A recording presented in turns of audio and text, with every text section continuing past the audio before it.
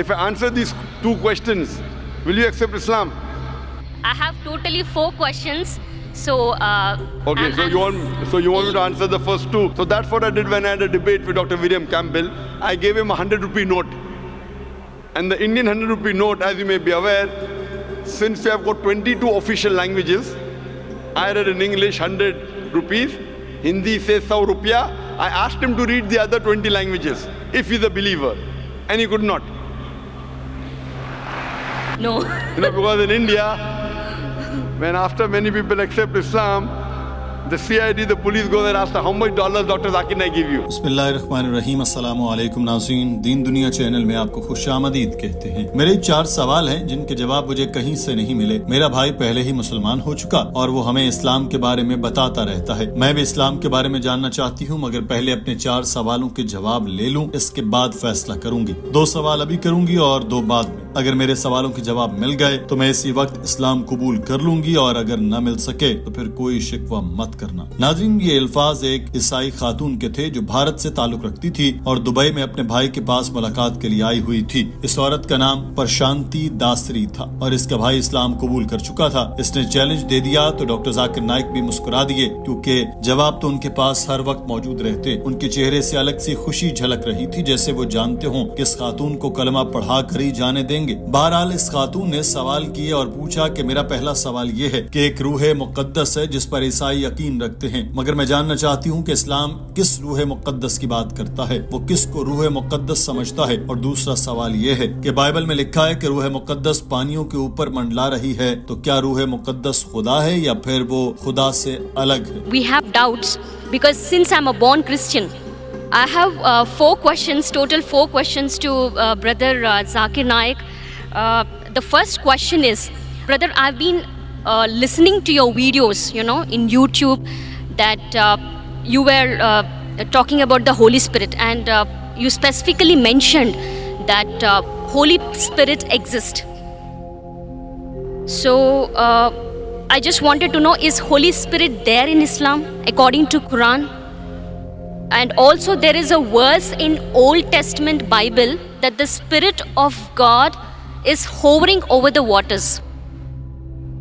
Spirit of God. So is Holy Spirit a separate from Allah? Doctor साहब ने पूछा कि मुझे पहले ये बताओ बहन कि मैं तुम्हारे 2 सवालों के जवाब दे दूं तो क्या इस्लाम कबूल कर लोगी? उस पर प्रशांति ने कहा कि नहीं, 2 नहीं 4 सवाल हैं, इनके जवाब मिलें तो मैं इस्लाम कबूल करूंगी, वरना नहीं। डॉक्टर साहब ने ये चैलेंज कबूल किया और फिर जवाब देना शुरू किया। और रूह मुक़द्दस का तसव्वुर इस्लाम और ईसाईयत में अलग अलग है, क्योंकि जब ईसाई रूह मुक़द्दस की बात करते हैं तो वो समझते हैं कि ये तस्लीस का हिस्सा है, जिसमें वो खुदा, बेटे और रूह मुक़द्दस को खुदा समझते हैं। हालांकि तस्लीस का लफ्ज पूरी बाइबल में कहीं नहीं है। जब वो खुदा का तसव्वुर करते हैं तो सांता क्लॉज उनके जहन में आता है जो आसमान पर बैठा हो। जब वो बेटे का सोचते हैं तो उनके जहन में जीसस आते हैं, जैसे मशहूर बॉलीवुड अदाकार जेफरी हिंटर था, नीली आंखों वाला। और जब वो रूह मुक़द्दस को सोचते हैं तो उनके दिमाग में फाख्ता आती है जो जीसस के बपतिस्मा के वक्त आई थी। कुरान पाक में रूह मुक़द्दस का जिक्र है और मुझे लगता है कि इस्लाम में हजरत जिब्राइल को रूह मुक़द्दस कहा गया, जो अल्लाह ताला के फरिश्तों में से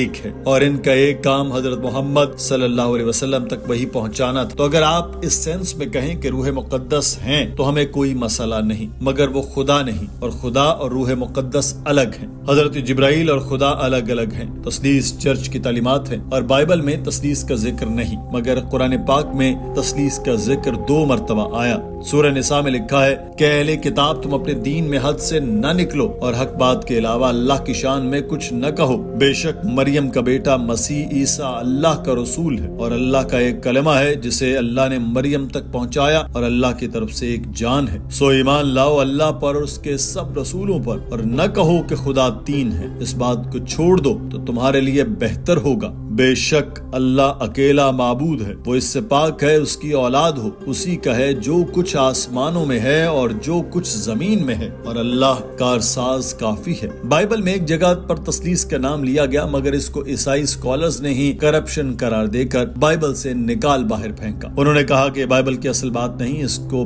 बाद में शामिल किया गया है। If you read the revised standard version of the Bible, revised by Thayru scholars of the highest eminence, Christian scholars, They say that this verse of first epistle of John, chapter number 5, verse number 7, is an interpolation, is a fabrication, is a concoction, and they've thrown this verse out of the Bible.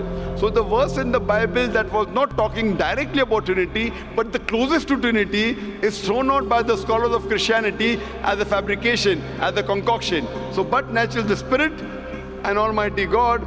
नाज़रीन, यहाँ पर इस खातून के 2 सवालों के जवाब doctor Zakir Naik बगैर सांस लिए दे चुके थे। उस खातून ने अपना तीसरा सवाल रखा और पूछा कि तमाम पैगंबर अल्लाह से बात करते थे, हम आम इंसान तो अल्लाह से बात नहीं कर सकते, तो मेरा सवाल है कि इन पैगंबरों को क्या ऐसी ताकत मिली थी जिसके बलबूते पर वो खुदा से बात कर लेते? कोई ऐसा वसीला उनके पास था क्या जो उन्हें इस राब्ते में मदद देता था? All the prophets, all the man of God like Prophet Abraham, Prophet Isaac and Prophet Moses, peace be upon them, all the prophets, they used to intercede with Allah. They used to interact with Allah. So to interact with Allah, because they are all the chosen ones, they must be gifted by some strength.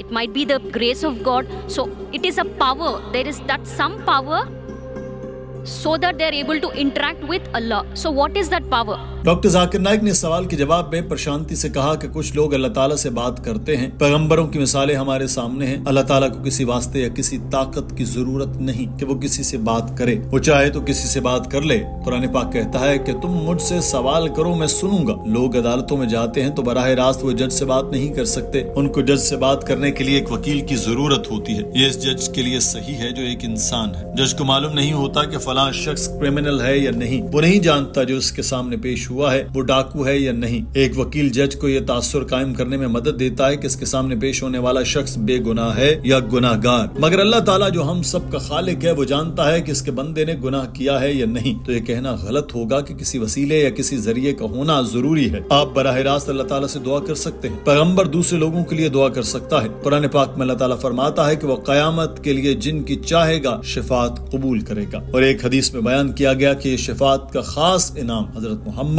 सल्लल्लाहु अलैहि वसल्लम पर नाजिल किया जाएगा। तारीख में हमें जिक्र मिलता है कि पैगंबरों ने अपनी उम्मतों के लिए दुआ की। अगर हम बतौर उम्मती एक पैगंबर को वसीला बनाकर खुदा से दुआ करें तो वो गलत होगा। बहुत से इंसान यही करते हैं, वो इंसानों को वसीला बनाकर ये कहते हैं कि दुआ करते हैं कि लोग अल्लाह ताला के ज्यादा करीब हैं, लिहाजा अगर हम इनके जरिए दुआ करें तो अल्लाह ताला हमारी दुआ को जल्द कबूल करेगा। ये गलत है। हमें बराह रास्त दुआ करनी है। पैगंबरों के पास खुसूसी ताकत थी कि वो अल्लाह ताला से बात करते थे और ये ताकत अल्लाह ताला की दी हुई थी। खुदा इंसानों में से ही इंसान को मुंतखब करता है ताकि वो दूसरों तक इसका पैगाम पहुंचाएं। ये मुंतखब करदा लोग पैगंबर कहलाते हैं। नाज़रीन, डॉक्टर जाकिर नाइक ने इस खातून के कबूल इस्लाम के लिए 3 शराइत पूरी कर दी और अब सिर्फ एक ही बाकी बची थी, यानी 4 में से 3 सवालों के जवाब दे दिए और अब सिर्फ चौथा और आखिरी सवाल ही बाकी था। तो उस खातून ने सवाल किया कि नए अहदनामे में बुक ऑफ एक्ट्स के अंदर पॉल ने जबानों का जिक्र किया। बाइबल और इस्लाम में आपका जबानों से मुताल्लिक क्या कहना है? क्या ये जबान के इनाम का जिक्र कुरान में भी मिलता है या इसको मतरूक किया जा चुका है? Book of Acts,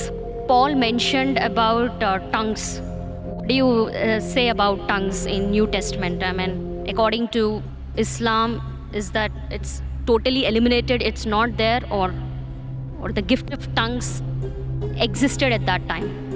Sister asked the question. Doctor Zakir Naik ने बताया कि आम तौर पर बाइबल में बहुत सी ऐसी आयात हैं जिनमें जबान का जिक्र मिलता है, और अगर आप गॉस्पल ऑफ मार्क पढ़ें तो इसमें लिखा है कि जो कोई भी ईमान रखता होगा वो गैर मुल्की ज़बानें बोल और समझ सकता होगा। मैंने इस आयत को लेकर डॉक्टर विलियम कैम्बल के साथ मुबाहसा किया, जो ईसाई दुनिया का सबसे बड़ा आलिम है। मैंने इसका 100 का नोट दिया। भारतीय 100 रुपए के नोट में हिंदुस्तान की तमाम 22 सरकारी जबानों में लिखा है। मैंने इससे कहा कि मैं अंग्रेजी में 100 रुपीज और हिंदी में 100 रुपए कह देता हूँ, बाकी 20 जबानों में आप मुझे 100 रुपए कहकर दिखा दें, और वो नहीं कर सका। That means if you are a believer in God, then you can understand foreign languages and you can speak foreign languages.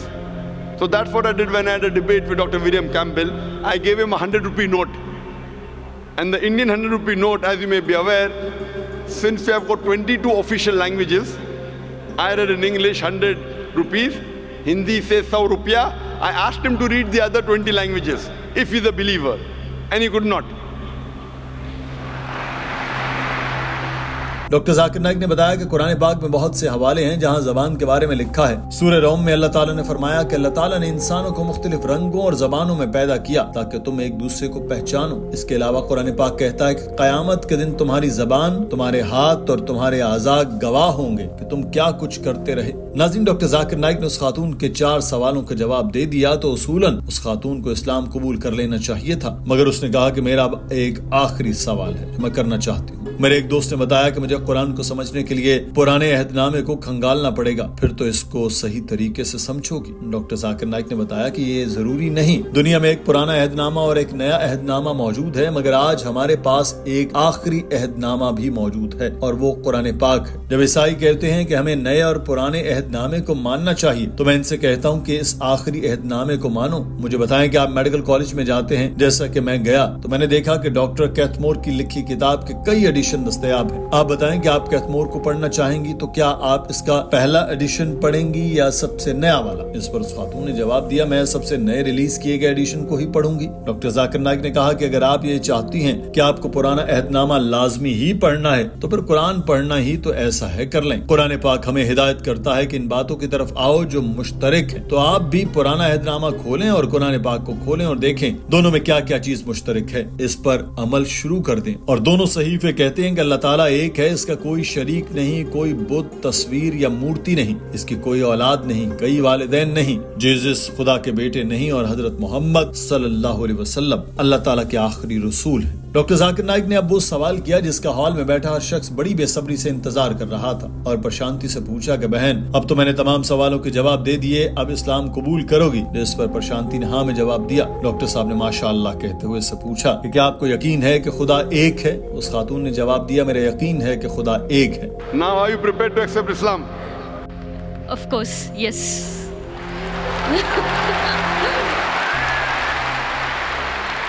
Sister, do you believe that there is one God? Yes, I believe there is only one God. Do you believe that Jesus is not God but is a messenger of God? Yes, I believe Jesus is a messenger.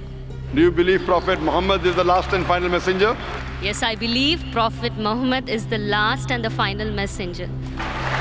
Doctor صاحب نے پوچھا کہ کیا آپ مانتی ہیں کہ Jesus خدا کے بیٹے نہیں بلکہ اس کے پیغمبر تھے؟ اس خاتون نے کہا جی میں مانتی ہوں۔ پوچھا کہ کیا یہ ایمان رکھتی ہیں کہ حضرت محمد صلی اللہ علیہ وسلم اللہ تعالیٰ کے آخری رسول ہیں؟ جس پر پرشانتی نے جواب دیا بالکل میرا ان پر یقین ہے۔ ڈاکٹر ذاکر نائک نے پوچھا کہ بہن کوئی زبردستی تو نہیں کر رہا کہ اسلام قبول کرو؟ اس نے جواب دیا نہیں، ایسا تو بالکل نہیں ہے، میں نے اپنی مرضی سے اسلام قبول کرنے کا فیصلہ کیا ہے اور اس لیے میں نے اتنے سوال کیے تاکہ میں مکمل طور پر مطمئن ہو کر ہی اسلام قبول کروں۔ ڈاکٹر ذاکر نائک نے عذرائے تفنن اس کو کہا کہ کوئی اسلام قبول کرنے کے لیے رشوت تو نہیں دے رہا؟ جس پر پرشانتی ہنس پڑی اور کہنے لگی نہیں، کیسی باتیں کر رہے ہیں، ایسا تو بالکل بھی نہیں ہے۔ ڈاکٹر صاحب نے بتایا کہ بھارت میں جب میں کسی کو اسلام قبول کراتا تھا تو CID والے اس کے پاس پہنچ جاتے تھے اور پوچھتے تھے بتاؤ تم نے اسلام قبول کیسے کیا، کتنے پیسے لیے؟ ڈاکٹر ذاکر نائک نے پرشانتی کو کہا کہ میں عربی میں کلمہ دہراتا ہوں، تم پیچھے پیچھے پڑھنا۔ انہوں نے اس خاتون کو کلمہ پڑھا کر دار اسلام میں داخل کر لیا اور ناظرین ہال اللہ اکبر کے نعروں سے گونج اٹھا۔